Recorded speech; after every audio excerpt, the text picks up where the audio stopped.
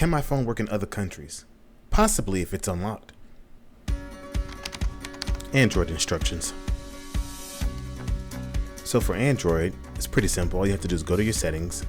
In the search bar at the top, type in regulatory labels, and you'll see your model number displayed. Apple iOS instructions.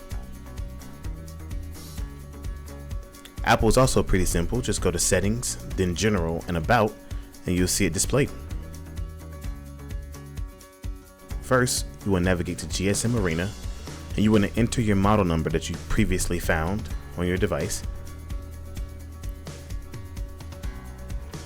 Hit go.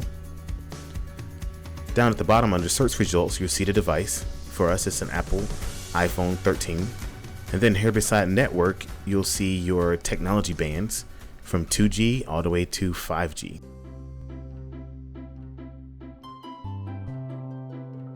So first, make sure you have an unlocked device, then navigate to GSM Arena, look at the country that you're interested in. For us, we're gonna look at India.